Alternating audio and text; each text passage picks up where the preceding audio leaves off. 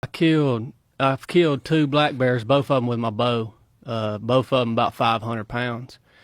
Whoa. And those are big black they're bears. big black bears. Are these Georgia black bears? No, these are Virginia. Oh. There's a place in Virginia called the Great Dismal Swamp.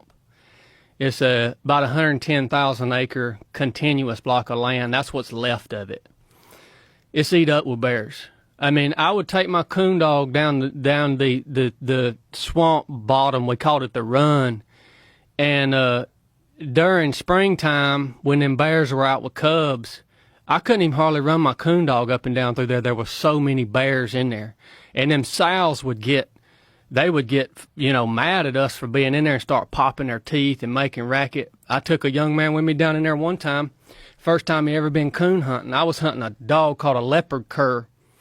And I cut that dog loose in there, and he went down in there, boom, slam, treed. I thought, all right, this is good, because coon hunting can be rough. We walked down in there, and I had this young guy with me. He had the rifle.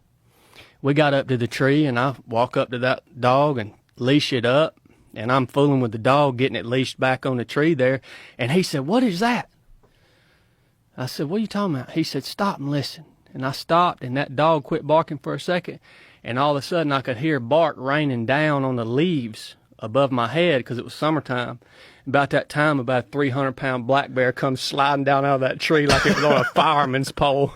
I'm talking about that joker landed right in the midst of me, him, and the dog.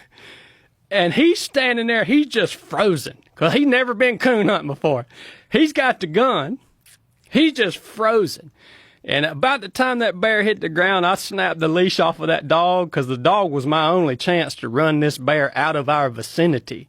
And these cur dogs are real gritty. They won't back up. They won't back up from nothing. They're like a gamecock, man. And that dog tore out after that bear, ran him out. I looked over at that boy. I said, "What were you just gonna? You've got the gun. You just stood there and didn't." He said, I thought that happens all the time." But that's how many bears was in this area, man. So I'd be out there whitetail hunting, and a big old 500-pound boar bear would come up. I've had them climb the tree that I was sitting in, the tree stand. But if a big one came by, it's hard not to shoot a big trophy bear, especially with a bow.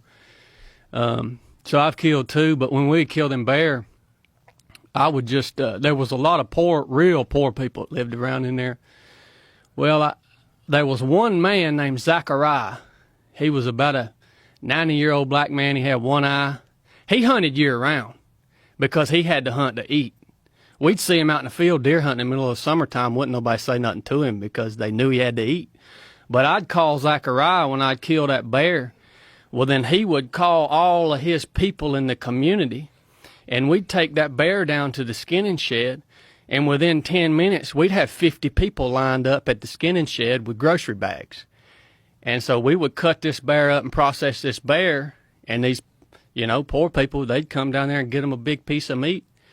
Well, by the time everybody was done, they wasn't maybe but one piece of meat left, you know what I mean? Because I don't like bear, but I sure do like killing them. Have you ever had it cook well, done well?